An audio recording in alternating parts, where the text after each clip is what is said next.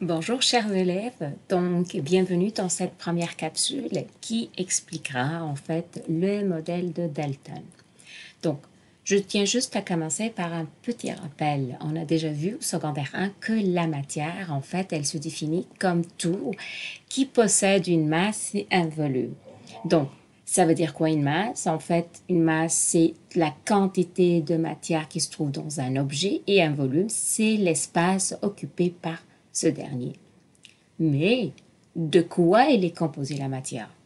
On sait comment la définir, mais on ne sait pas elle est composée de quoi cette matière.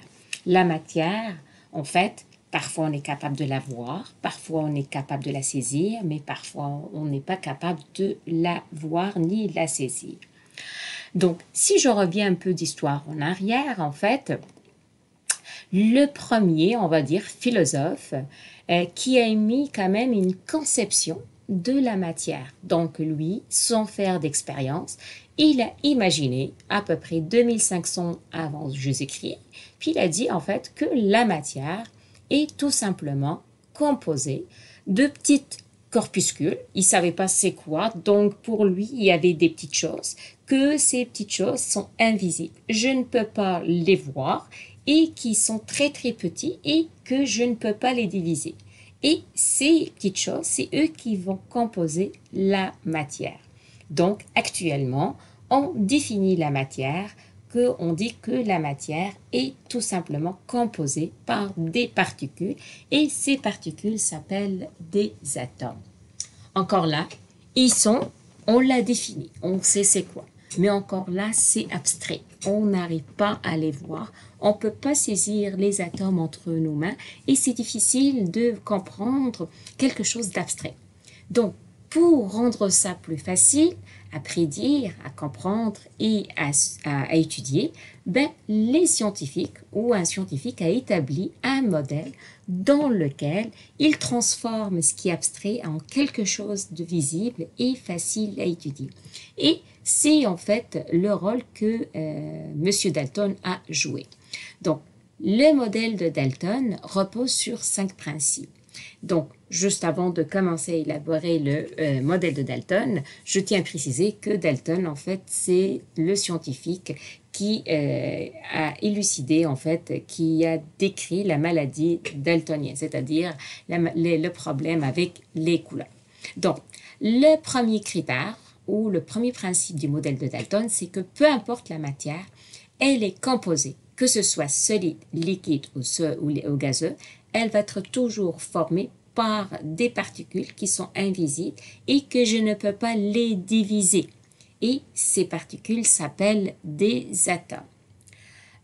Dalton aussi, il a émis une hypothèse. Encore là, les expériences ou le modèle de Dalton a été fait après qu'il a fait plusieurs expériences. Le deuxième principe, c'est qu'il a dit, peu importe si je prends un élément en bien précis, peu importe, et si je regarde à l'intérieur de cet élément, je vais voir que ces atomes sont toujours identiques. Ils vont avoir la même masse, les mêmes propriétés, ils vont réagir de la même façon. Par exemple, si je prends par exemple le dioxygène, je vais avoir toujours qu'ils vont être formés de l'oxygène. Tout le temps, ils vont être toujours identiques. L'atome oxygène, l'élément, il va avoir toujours la même masse. Et encore là, pour représenter ça, je représente ça avec des boules en 3 dimensions. Le troisième principe du modèle de Dalton, c'est qu'il a dit, si je prends 2 éléments différents, ben, les atomes qui vont former les éléments différents, ils vont être différents. Ils vont avoir des propriétés et des masses qui vont être différentes à leur tour aussi. Le quatrième principe du modèle de Dalton, il a dit en fait, 2 atomes, ben, ils peuvent se combiner, ils peuvent se regrouper et former une nouvelle substance. Cette nouvelle substance, il l'a nommée, il a dit qu'en fait, c'est une molécule. Toutefois, cette molécule, elle va avoir des propriétés différentes que les atomes que les constituent. Par exemple, si je prends l'atome d'oxygène, plus un atome d'hydrogène, un autre atome d'hydrogène, ils vont former la molécule d'eau et la molécule d'eau, elle va avoir des propriétés différentes, une masse différente que les deux composés qui étaient au début. Et c'est la même chose si je prends ça puis je fais une transposition sur une préparation de gâteau. Si je prends par exemple pour préparer un gâteau, j'en ai besoin des œufs, j'ai besoin de la farine, je mélange les deux, je vais avoir un gâteau. Ben, les propriétés du gâteau, ils vont être différents des propriétés de l'œuf tout seul et de la farine toute seule. Et avec ça, je finis la description, l'explication du modèle atomique du Dalton.